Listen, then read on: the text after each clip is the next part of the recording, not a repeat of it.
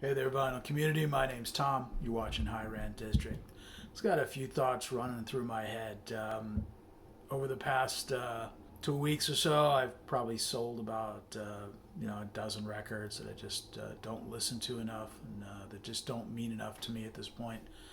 And bought used those funds to buy two records.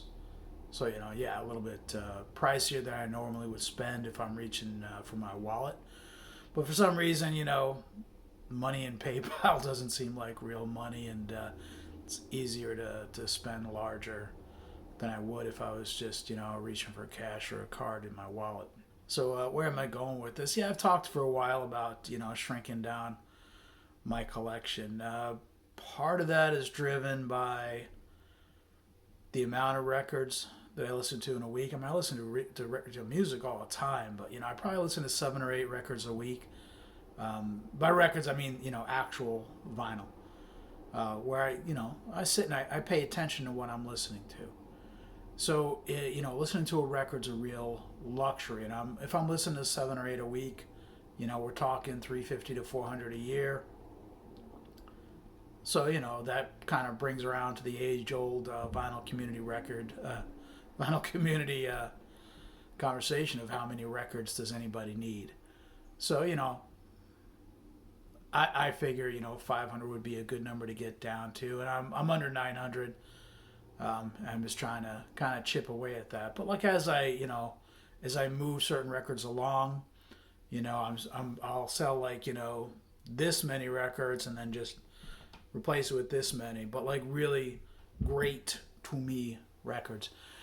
Uh, and I feel like there's a little bit of more pressure lately. And, pressure, as much pressure as there can be, pressure in something that's a hobby, that's for fun.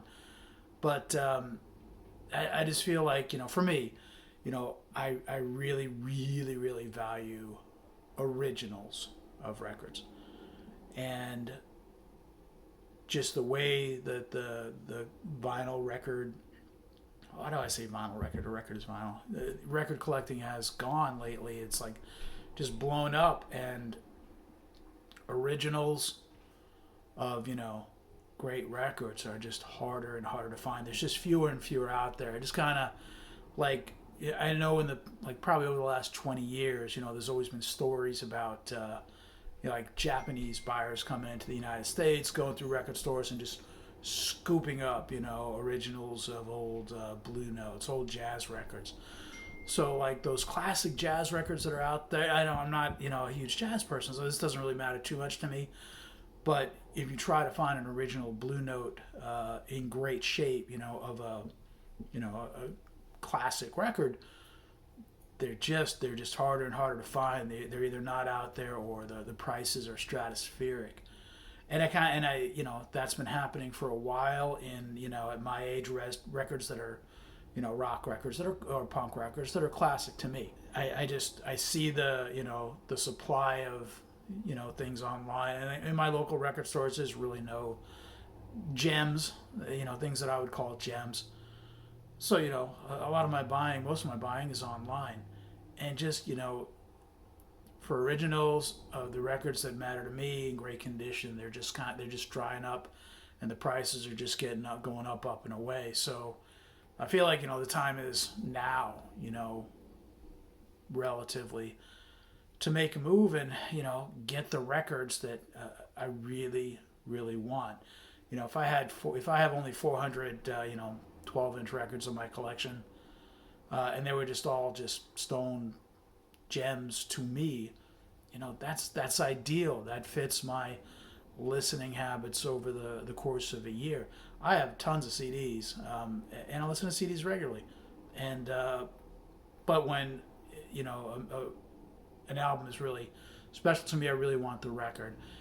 And before I get, I figure like when I get to the point when I retire, if I live in America, so if that ever happens, I would like to already have the records that really matter to me. And at that point, if I've got the records, the in the version I want, like the originals of the records that matter to me. At that point, buying reissues is going to be fine. Um, it's staggering to me the amount of reissues of old records that are sold as new nowadays. It's I mean, we see this vinyl resurgence going on, but these records that have been sold for a bazillion years and a bazillion versions and reissues, they just get reissued and reissued. So if it's a record I'm going to have a reissue of, I mean, I can buy it in 10, 20 years in a bargain bin, or just buy the next reissue, because there will always be more reissues. There just will never be more originals. So, but on the subject of reissues, people watch videos done by store owners, and the store owners are showing, hey, here's what's coming out Friday. Here's this new record. Here's this new record. Here's this new record. I would just say try not to get wrapped up in having those brand new records, because 90% of what they're showing are reissues of records that have been out for years. So when you see, oh look, here's this reissue of this Paul Simon record, take a quick look on Discogs, and take a look at how many reissues there have been of that record. It's probably been hundreds. So there's already affordable, good quality copies that have already been play tested. They've already been checked for non-fill. They've already been checked to make sure that they're not warped. And they're already in the marketplace. They didn't need to be made again. So before you go spending $30 on a reissue, maybe look at one of the reissues that's already out, or one of the hundreds in many cases of reissues that have already been out. A record store owner, labels are going to have to tell you, look, this is the version I have. It's got all these extras. Do you need a book with your record? Do you need a button? Do you need a patch? That's all just bullshit to try to get you to buy the latest thing, because the latest thing, the latest reissue, it doesn't really matter. In many cases, there are reissues of records that have hardly been reissued, and they're just not out there. So, I see those as being, fairly legit. But, how many more times does Fleetwood Mac need to be reissued? I don't know. It's going on and on. Anyway, I'm going to shut up now. I think I kind of made my point. Did I have a point? I think I was just talking about myself, downsizing my record collection. Gradually, I'm not on a timetable, but I value getting rid of, this much shelf space of records and that I don't really listen to anymore, and replacing it with, if I can, OGs, or at least older reissues of records that really, really matter to me. The key is to be able to reach into your shelf and just blindly pull anything and want to play it.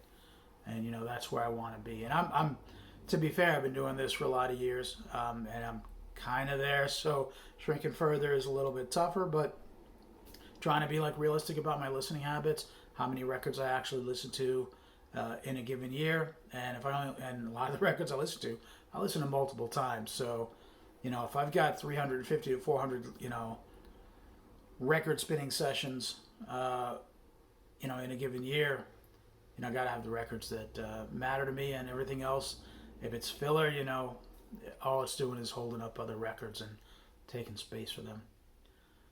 I'm going to quit talking. Thanks for watching. Catch you later.